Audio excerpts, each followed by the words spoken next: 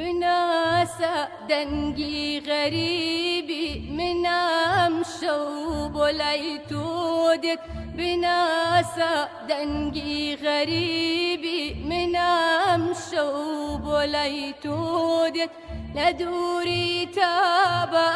زارم بيبينا بم مانگا شاويش للام هلبي لدوري تابا زارم بيبينا بم مانگا شاويش للام هلبي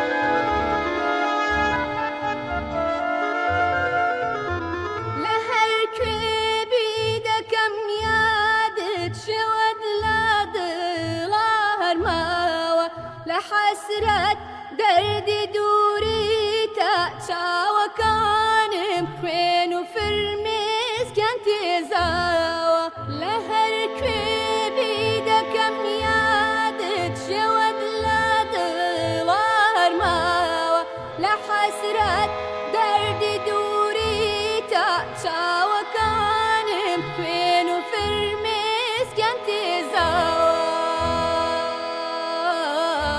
ويلم بشوين نغمة يعودوا كمان وآواز كانت أخوك يبي شاد بماوى بويني جاري جارانت ويلم بشوين نغمة يعودوا كمان وآواز كانت أخوك يبي شاد بماوى بويني جاري جاران بناسا دنگي غريبي منام شوب وليتودك بناسا دنگي غريبي منام شوب وليتودك لدوري تابا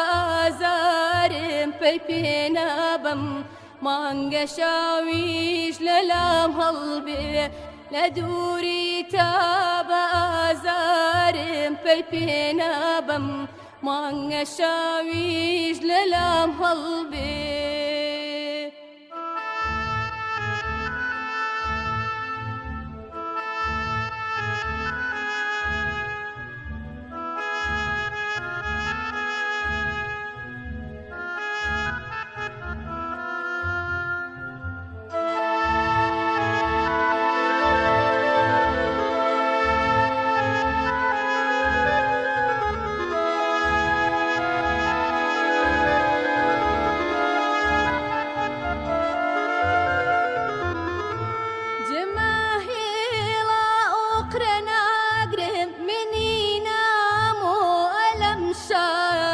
لو روجا وبجيت هشتم بتنياي رجم واكو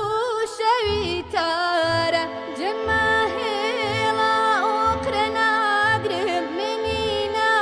مو ألم شارة لو روجا وبجيت هشتم بتنياي رجم واكو شويتارة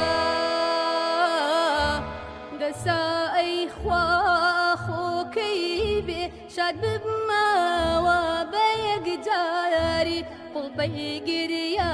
لقاروما تواسيني برخصاري دسائي خواخو كيبي شاد بما وبيق جاري قلبي قريا لقاروما تواسيني برخصاري بناسا دنگي غريبي منام شوب وليتودك بناسا دنگي غريبي منام شوب وليتودك لدوري تاب آزارم بيبينا بم مانجا شاويش للام هالبي لدوري تاب آزارم بيبينا بم مانجا شاويش للام هالبي